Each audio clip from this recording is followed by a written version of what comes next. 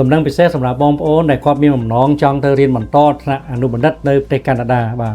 កម្មវិធីនេះគឺមានសារៈសំខាន់ហើយល្អមែនទែនបើសិនជាបងប្អូនទី1ចង់ទៅរស់នៅប្រទេសកាណាដាទី2ចង់ឲ្យបានកូនទៅរៀន free បាទដោយសារនៅក្នុងកម្មវិធីនេះសម្រាប់បងប្អូនដែលគាត់មានកូនដែលកូននឹងរៀនថ្នាក់ទី12ចុះក្រោមបាទគឺគាត់អាចទៅប្រទេសកាណាដានឹងជាមួយឪពុកឬក៏ម្ដាយដែលទៅរៀននឹងបានហើយអ្វីដែលពិសេសគឺពួកគាត់រៀនបាន free រហូតដល់ទី12កម្មវិធី Canada Master Program ហ្នឹងគឺល្អត្រង់ថាបងប្អូនទៅរៀនអាចនាំក្រុមគ្រួសារទៅបានដូចថាបើបងប្រុសរៀនអាចនាំគ្រួសារបាទហើយគ្រួសារបងហ្នឹងអាចធ្វើការរកលុយបានបាទអញ្ចឹងយើងអាចទទួលបានការងារមួយនៅក្នុងប្រទេសគេដែលបានប្រាក់ចំណូលខ្ពស់ហើយកូនរៀនអត់អស់លុយអញ្ចឹងខ្ញុំឃើញថាវាចំណេញមែនតើជាពិសេសសម្រាប់បងប្អូនដែលគាត់មានកូនកំពុងតែរៀននៅសាលាអន្តរជាតិនៅក្នុងប្រទេសកម្ពុជាដោយខ្ញុំសង្កេតឃើញថាតាមការស្រាវជ្រាវឃើញថាសាលាអន្តរជាតិយើងគឺមានតម្លៃខ្ពស់បាទអាចចាប់ពី 7,700 ដល់ 29,500 ក្នុងមួយឆ្នាំអញ្ចឹងបើសិនជាបងប្អូនដែលគាត់មានកូនរៀន2-3នាក់គឺបងប្អូនចំណាយច្រើនអញ្ចឹងបើសិនជាគាត់អាចឲ្យប៉ាឬក៏ម៉ាក់ជាអ្នករៀនវិញបាទនៅប្រទេសកាណាដាដោយភ្ញៀវខ្ញុំដែលគាត់ជាប់កន្លងមកហ្នឹងគឺគាត់ទៅរៀនហ្នឹងក្នុងមួយឆ្នាំតែជាង 10,000 ទេអញ្ចឹងគឺគិតថាបើយកលុយបង់ឲ្យសាលាកូនគាត់រៀន2-3នាក់ហ្នឹងយកមកបង់ឲ្យប៉ាឬក៏ម៉ាក់គាត់រៀនវិញគឺអាចសល់ទៀតហើយអ្វីដែលសំខាន់គឺគាត់រៀន12ឆ្នាំចប់បើកូនគាត់អាច free បានដល់12ឆ្នាំអញ្ចឹងបើយើងគិតជាផលចំណេញទៅលើលុយគឺច្រើនមែនតើហើយមួយទៀតគឺកូនគឺគាត់បានទទួលនៅការអប់រំមួយពីប្រទេសអភិវឌ្ឍដែលយើងគិតថាយើងស្គាល់ហើយថាកាណាដាគឺប្រព័ន្ធអប់រំគឺមានកម្រិតខ្ពស់មែនតើបាទហើយអ្វីដែលសំខាន់បើសិនជាបងប្អូនចង់ទៅប្រទេសកាណាដាហើយអត់ទៅតាមរយៈកម្មវិធីនេះទេគឺបងប្អូនចាំបាច់ត្រូវ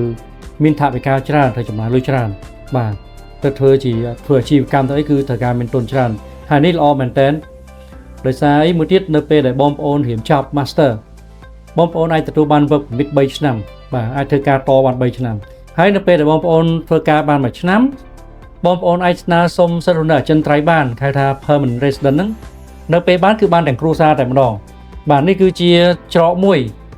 ដែលល្អហើយចំណាយលុយតិចសម្រាប់បងប្អូនដែលចង់បានសិទ្ធិរស់នៅអចិន្ត្រៃយ៍នៅក្នុងប្រទេសកាណាដាបាទហើយនៅពេលដែលយើងរស់នៅបានគ្រប់លក្ខខណ្ឌគឺបងប្អូនអាចស្នើចូលសញ្ជាតិកាណាដាបានហើយនៅពេលដែលបងប្អូនបានដឹងហើយគឺបងប្អូនបានប៉ាសពតប្រទេសកាណាដាហ្នឹងគឺអាចធ្វើដំណើរបាន190ប្រទេសជាងបាទសឹងតែថាមកពិភពលោកគឺបងប្អូនធ្វើដំណើរដោយអត់ចាំបាច់ប្រើវីសាទេហើយមួយវិញទៀតបងប្អូនស្មៃមើលថានៅពេលដែលបងប្អូនរៀនចប់ថ្នាក់ Master នៅប្រទេសកាណាដាបើបងប្អូនមានបំណងចង់ធ្វើការបន្តនៅទីនោះក៏ងាយស្រួលដែរព្រោះយើងទទួលបាន Master របស់គេហើយបាទអញ្ចឹងជួនកាលបងប្អូនខ្លះគាត់បារម្ភថា Master ដែលគាត់រៀនពីប្រទេសផ្សេងហើយប្រទេសកាណាដាមិនទទួលស្គាល់ឥឡូវបងប្អូនបាន Master ពីកាណាដាហើយកូនក៏បានរៀនល្អគ្រួសារក៏អាចរកការងារធ្វើបានល្អបាទអញ្ចឹងខ្ញុំជឿថាកម្មវិធីនេះគឺល្អមែនទែនហើយក៏ឆ្លើយនៅសំណួរបងប្អូនមួយចំនួនក៏សួរថាតើកម្មវិធីនេះមានអាហារូបករណ៍ទេបាទកម្មវិធីនេះគឺអត់មានអាហារូបករណ៍ទេ